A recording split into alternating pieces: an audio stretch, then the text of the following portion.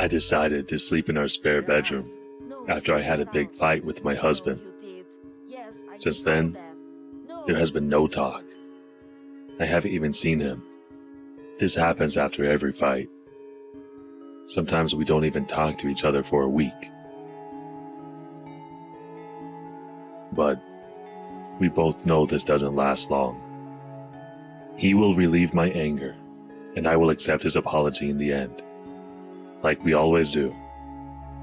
Everything will go back to normal. When I got home from work, the house was cleaned up. Because of the different quitting time, we used to dump the cleaning on each other. The clean house meant that my husband wanted to reconcile. The next morning, a breakfast was ready on the table. What? You even cooked? It was the first time he made something to eat. There was no more anger. I almost tried to talk to him, but I decided to postpone that so I can enjoy his surprises. Actually, he's called me a number of times, but I haven't answered yet. In the night, while I was sleeping, the door of my room opened. I was awake, but I didn't want him to come in yet. Still not in the mood to talk. Get out, please. It seemed like he hesitated for a minute, just standing there. Please. When I asked him again, with a little annoyance in my voice, the door closed. The next day, I got a phone call from my husband on the way back from work. After a little hesitation, I finally answered his call.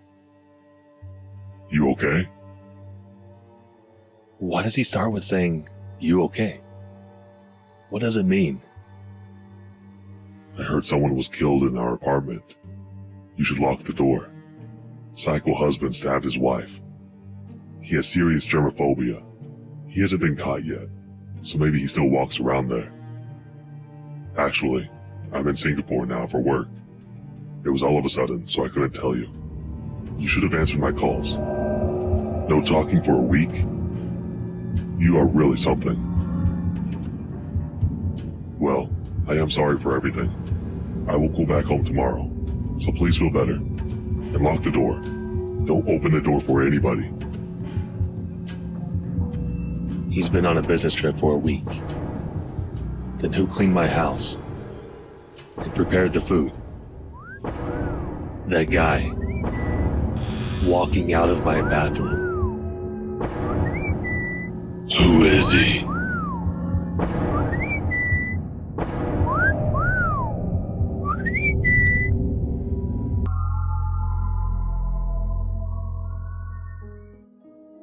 This is a story about a vineyard in a remote countryside. One day, a new family moved into town. The family was sick of the hard lifestyle in the city, so they dreamed of their new lives in the relaxed and sociable rural town. However, unlike their wishes, the neighbors kept a distance from the newcomers. The area was well known for vineries, and the family wanted to start in this business. When the neighbors heard about the family's business, they laughed at the family and pointed out how difficult farming is. A year later, nevertheless, the neighbors were surprised at the family's grapes, which were a rare breed, and they were high quality too. The neighbors asked the family for tips on their success. However, the family ignored all requests by saying, "It's a secret." The family didn't want to share their tips with the mean neighbors who sneered at them from the beginning. Some years later, there was a drought. All of the villagers were at a loss, but the family's vineyard was thriving. The family succeeded their vinery work. Still, rare breed grapes with high quality. The neighbors asked them to share some fertilizer and tips. The family, again, denied their request. The villagers got really aggravated, and one of them visited the family and scorned them on how selfish they were. When the argument was getting heated, they started to wrestle. Finally, due to the uncontrolled fury, the neighbor killed the family. All of them. The entire village knew about it, but they kept it a secret for the sake of the town's peace. They all hated the family, and the family said they had no other relatives, so there were no worries about disclosure if all the residents shut their mouth. The family was buried at the side of the murderer's farm. They started to forget about the family. A year later,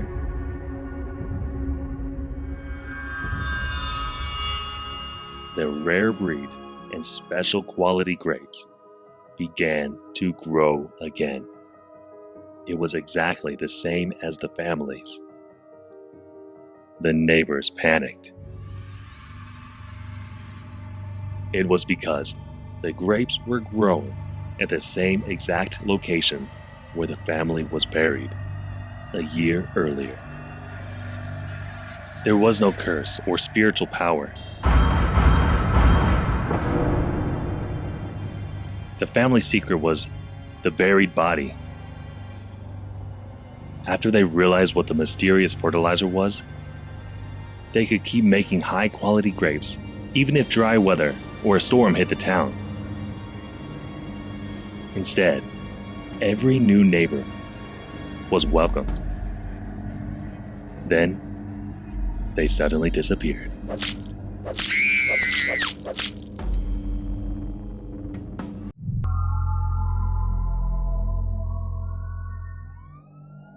In the middle of the night, the alarms went off. And the next thing you know, the police arrived. Since nobody was answering the doorbell, the police kicked the door down and came in. There were two guys lying on the floor. They must be the intruders. There was a woman, who seemed to be the homeowner, next to them. She was shaking. Once she found the police, she looked relieved, and finally released a knife from her hand. The two male suspects were assumed to be dead at the scene. The police officers helped her to get out of the house. Don't worry. It's self-defense. It's okay. I promise. Nothing bad will happen. You will soon get back to your house. However, she never came back home. While the officers were busy, the woman disappeared. The police officer found a photo and was shocked. Those two young men lived at the house.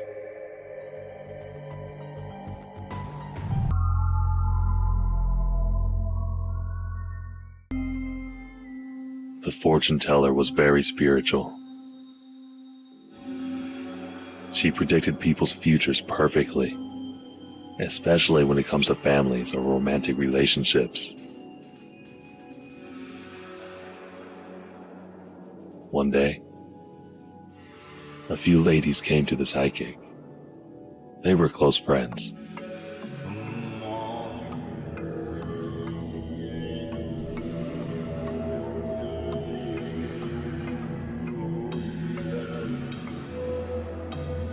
The fortune teller smiled and told one of them, You will soon see your husband. The lady was so happy with the news. Her husband was in the army and currently serving overseas. The fortune teller turned her head to the other lady, and then she shook her head. The lady got upset by the fortune teller's reaction and demanded that she tell her future. The fortune teller finally spoke up with a dark tone. You will soon see your husband. The lady panicked.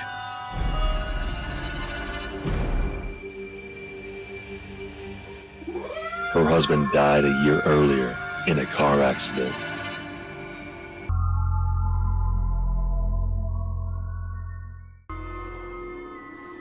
He didn't make it. When his family heard the news, they all cried. They couldn't believe it. He was just fine a week ago. It was just for a simple treatment for gastritis. The patient was hospitalized last week. Since then, his condition worsened. He needed surgery. Then he suddenly died. The family couldn't just accept this. The doctor and nurse tried to comfort them.